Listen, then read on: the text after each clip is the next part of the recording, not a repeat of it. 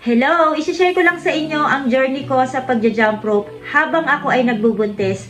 Disclaimer lang, hindi to para sa lahat ng nagbubuntis. Ito ay sarili ko lang karanasan, isishare ko lang sa inyo. Magtanong muna kayo sa doktor kung gusto nyong gawin siya habang kayo ay buntis. Ako pala ay matagal nang nagja-jump rope simula nang mag-isang taon yung panganay kong anak ay patuloy akong nagja-jump rope. Kaya sanay na yung katawan ko. Naghanap ako ng way dati para maibalik yung katawan ko kasi sa panganay kong anak, dumoble talaga yung katawan ko. At yung jump rope, doon ako nag-enjoy. Yung nagbuntis ako sa pangalawa kong anak, nagtanong ako sa doktor kung pwede akong mag-jump rope. Syempre, ang sinagot sa akin ng doktor, hindi pwede. Naisip ko na wala naman alam yung doktor, hindi naman, yung mga doktor naman, hindi naman nila alam lahat ng mga fitness.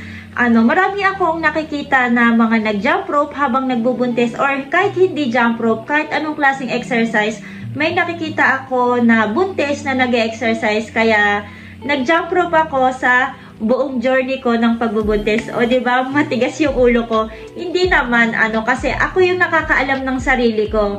At saka, nagdasal talaga ako sa Diyos na sana ay maging safe yung delivery ng anak ko, na kahit kinakabahan ako mag-jump rope or mag-exercise habang buntis ako, ay ginawa ko pa din kasi nga marami akong testimony na nakita or marami akong napanood sa YouTube, sa Instagram na safe naman yung mga anak nila. Tsaka pag ako nagja-jump rope, alalay lang, hindi ako tumatalo ng mataas. Tumatalon lang ako sa ground ng 1 to 2 inches at saka low impact lang. Bumibilang lang ako ng 100 times to 200. Sabi daw dun sa YouTube ay mga 20 second, 30 second. Depende sa inyo. Napakalaking tulong sa akin ng jump rope kasi nakaiwas ako sa stress. Yung mga buntis, prone sila sa mga maraming stress. Ayaw kong magkaroon ako ng stress kaya nag-jump rope talaga ako. At saka nakaiwas ako sa sobrang timbang. Dito sa Japan, dapat bawat buwan 1 kilo lang ang itinataas mo. Na-maintain ko yon. Hindi ko sinabi sa doktor ko na nagja-jump rope ako. Natuwa yung doktor ko kasi bawat buwan, kapag check up ko, 1 kilo lang yung nadadagdag sa akin. Hindi katulad dun sa panganay kong anak, talagang lumobo ako doon. Bawat check up ko, palagi akong pinapagalitan ng doktor. 1 week na bago ako manganak, tumigil na ako kasi parang iba na yung nararamdaman ko. Medyo bumibigat na yung pakiramdam ko. After 1 week kong tumigil sa pagja-jump rope ay nanganak na ako. At saka kayo, kung gusto nyong mag-exercise habang buntis kayo, ay dapat pakiramdaman niyo yung sarili nyo kasi kayo lang yung nakakaalam dyan. At saka kaya ako nag-exercise habang buntis or nag-jump rope kasi mas mabilis ka daw manganganak.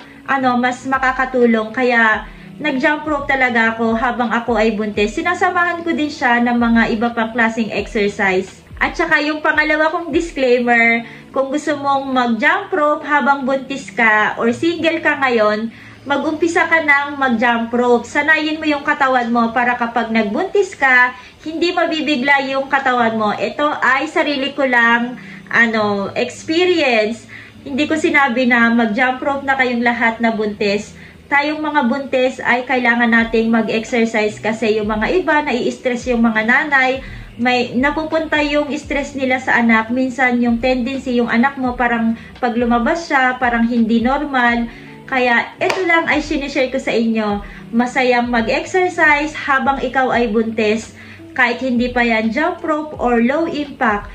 Maglakad ka, tumakbo ka, basta wag ka lang mai-start up kasi mas lalo lang mahihirapan yung katawan nyo. Ayun lang naman, tips na pang buntis, pang nanay, bahala na kayo dyan. Kung meron ka pang tanong or kung gusto mo pang malaman ang iba ko pang journey sa aking pagbubuntis, mag-leave ka lang ng comment.